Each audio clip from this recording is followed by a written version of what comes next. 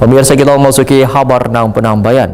Di Banjarmasin jumlah orang dengan gangguan jiwa masih cukup tinggi. Dari data Dinas Sosial Banjarmasin sepanjang tahun 2024, terdapat 80 pasien ODGJ yang dilakukan perawatan di Rumah Singgah Banjarmasin, Jalan Gubernur Subarjo Basiri, Banjarmasin Selatan. Di Banjarmasin, jumlah orang dengan gangguan jiwa masih cukup tinggi. Dari data Dinas Sosial Banjarmasin sepanjang tahun 2024, terdapat 80 pasien ODGJ yang dilakukan perawatan di Rumah Singgah Banjarmasin, Jalan Gubernur Subarjo Basiri, Banjarmasin Selatan.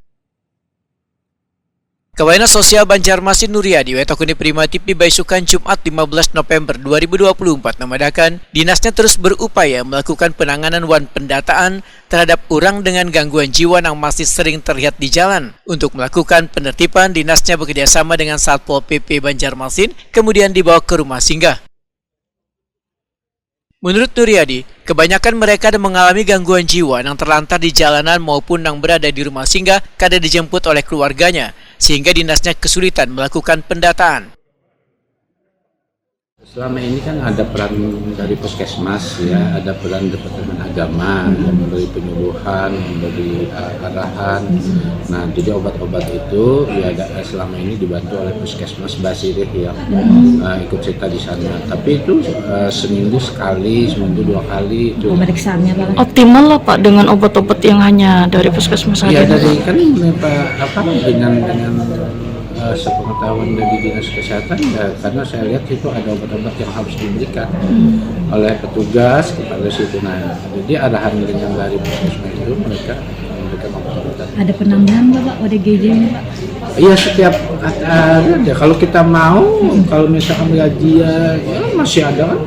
Orang berkeliaran di jalanan kan masih ada. Kalau dilihat tahun ini memang cukup meningkat Kak Pak? Kalau dilihat tahun ini cukup meningkat Kak Pak? Tidak signifikan, tapi ada. Ada penambahan, tapi ada banyak ya. Tapi ada banyak. Kalau memang kita perlu kita melihat kalau memang itu ada di jalan, ya harus kita amankan. Itu ya hasil razia dari Satpol PP atau ada laporan masyarakat, sehingga itu kita tindak lanjuti. Nuriadi membedakan, dinasnya mewacanakan akan menambah jumlah tenaga kesehatan di rumah singgah dikarenakan banyaknya pasien ODGJ yang harus dilakukan perawatan serta melakukan studi banding ke Rumah Sakit Jiwa Sambang Lihum untuk mengetahui lebih jelas mengenai pelayanan hingga proses perawatan bagi bebuan pasien ODGJ ini. Membuat nota dinas kesepakatan bersama kepada Dinas Kesehatan untuk menyiapkan tenaga medis yang profesional, ya, kalau bisa juga dengan dokter yang ada sehingga diagnosa penyakit-penyakit yang mereka rasakan di ODGJ itu bisa teratasi.